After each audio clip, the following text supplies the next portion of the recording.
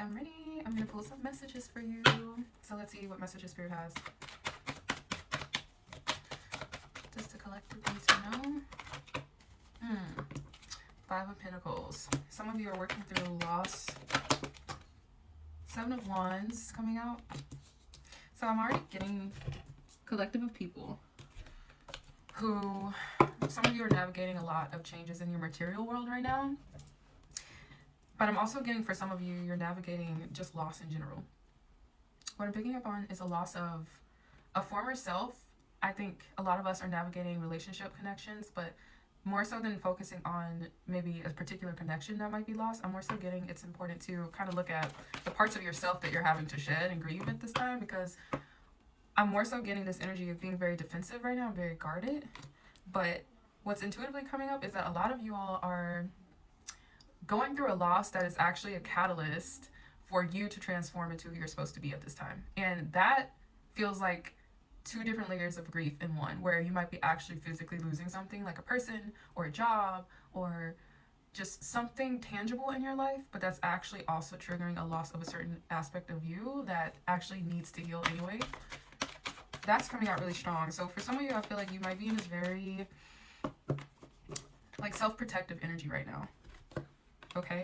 But the thing about this is that it feels like a very heavy transition for some of you. I do see the Wheel of Fortune in the reverse. So some of you might feel like you've just been going through, I want to say tower moments. I don't see the tower here, but I'm just getting the strong feeling that some of you might have felt like you've been in some situations that feel heavy or chaotic or just unbalanced in some way. Like I'm just getting this energy of instability for some of you.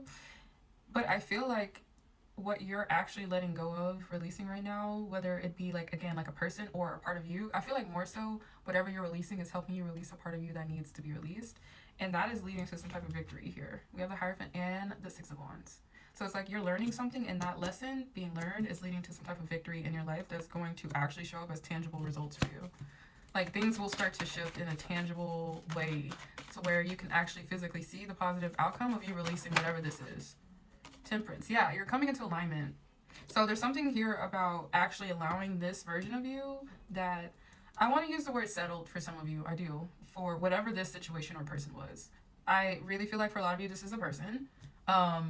Whatever you're having to release within yourself in order to let this go is actually helping you come into alignment with who you actually are. Because there's something here about, there's a version of you that was really attached to this person or connection that was wounded. And so there's a lot of healing that you're being required to go through, that you've been going through. So it feels hard. Some of you with the Seven of Swords coming out, like there definitely could have been some heavy deceptive energies here with this connection, or it could have just, I'm more so getting like whatever it's brought up for you could have triggered you in a way to where maybe like they brought up a lot of shadow elements, because I also have the moon here.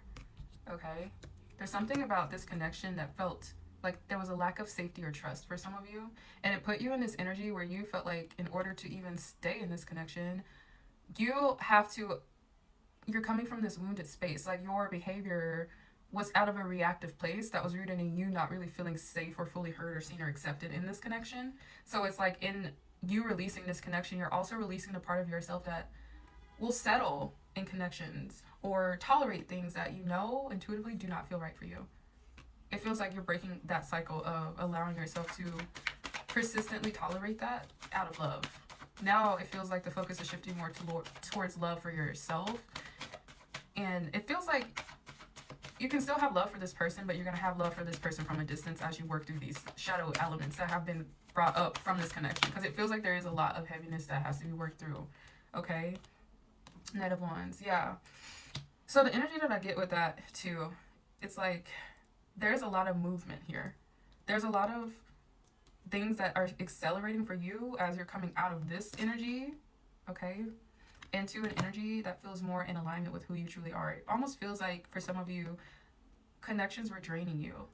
And now that you actually are choosing yourself, now that you are actually working through and allowing yourself to process how these connections have impacted you, and also how you changed, and also ways that you need to continue to change and grow, it feels like there's a lot of forward momentum happening for you in your life moving forward.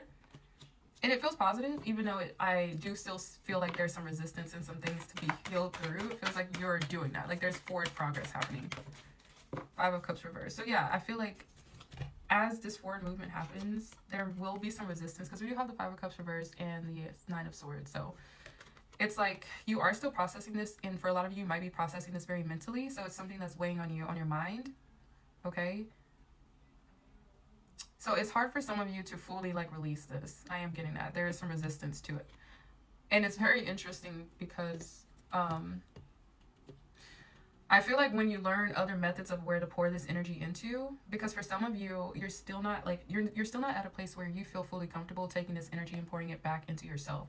So you're like continuously processing this energy to the point to where it can become something that you ruminate on, some of you, which can cause anxiety, because even as you're trying to release it and let it go, there's things that you're still trying to process. And I'm hearing like spirit kind of tell you to ground yourself a bit, get out of your mind for a bit. You have to take breaks. It's okay to process and work through it so that you can learn and grow, and I think that you're meant to be doing that, but you're not meant to be constantly doing that. You have to also ground yourself, and one way for you to do that, what I'm feeling, because I also have the Four of Wands here, so for a lot of you this definitely is a connection, but I'm also getting from this that leaning on the people that you trust, whether this is community, whether this is friends or family, but also if you feel called to create spaces with people as well, somehow that's coming up too.